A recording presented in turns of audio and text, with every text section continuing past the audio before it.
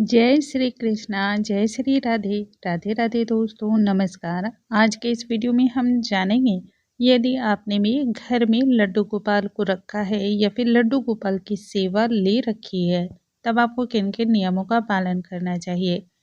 जिन भक्तों के यहाँ एक से अधिक लड्डू गोपाल हैं, उन्हें किस प्रकार से पालन करना चाहिए, घर में कितने लड्डू गोपाल होने चाहिए, लड्डू गोपाल के आकार यानी कि जो अपनी मूर्तियां रखी हैं उनकी साइज क्या होनी चाहिए, लड्डू गोपाल की पूजा मासिक धर्म में किस प्रकार से करनी चाहिए, लड्डू गोपाल को किस दिन आपको घर में विशेष कर लाना चाहिए, भोग में क्या लगाना चाहिए, कितने बजे तक उन्हें आपको उठाना चाहिए।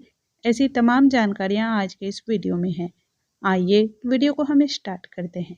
नमस्कार दोस्तों, कैसे हैं आप सभी। उम्मीद करती हूँ आप सभी स्वस्थ होंगे, सुरक्षित होंगे और आप सभी को उत्तम भविष्य की कामना करते हुए आज का ये वीडियो स्टार्ट करती हूँ।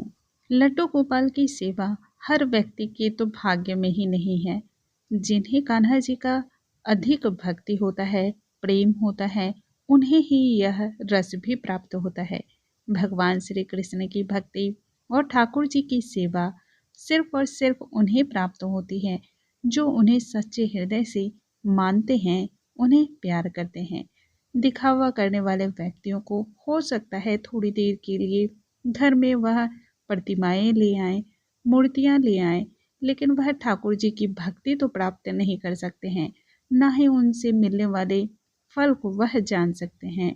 ज्योतिष शास्त्र में और स्वप्न शास्त्र में भी कहा गया है, सपने में लड्डू गोपाल का बार बार दिखाई देना इस बात का संकेत होता है कि आप उन पर सच्ची भक्ति भाव रखते हैं और ऐसे भक्तों के यहाँ ठाकुर जी आने के कोई न कोई रास्ते तो ढूंढ भी लेते हैं। ठाकुर जी आपके यहाँ यदि पहले से विराजमान है, तब कुछ बातों को तो आपको मालूम भी होना चाहिए, जैसे कि घर में एक से अधिक लड्डू गोपाल रखने की जरूरत भी नहीं है।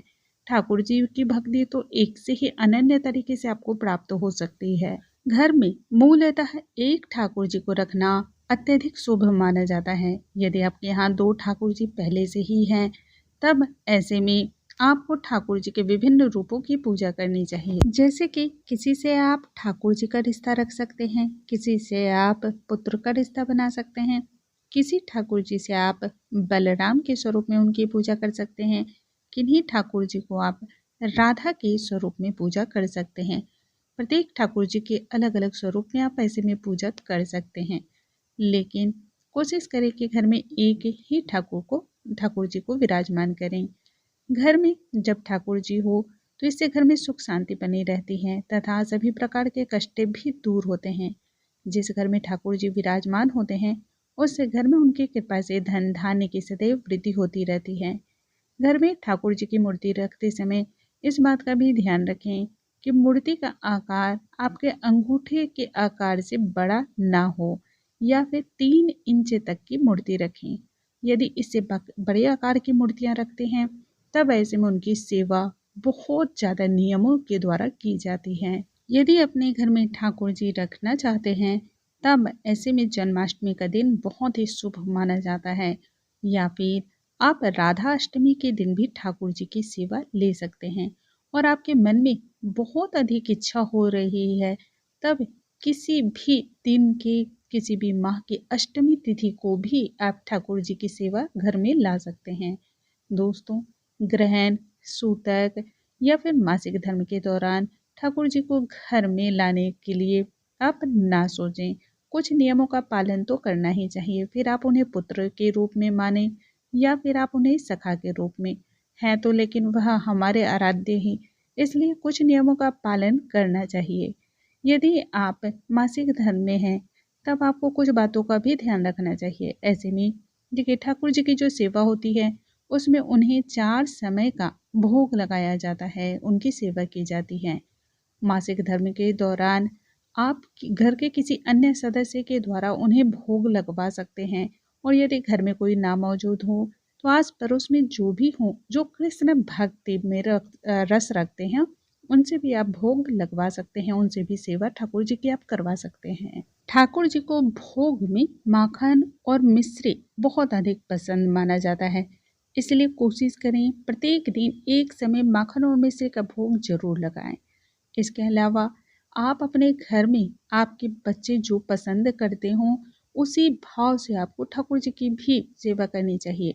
यदि आपके बच्चे कोई खास व्यंजन पसंद करते हों तब उसमें लहसुन प्याज वगैरह ना डाल के वह भी आप ठाकुर जी की सेवा में जरूर अर्पण करें।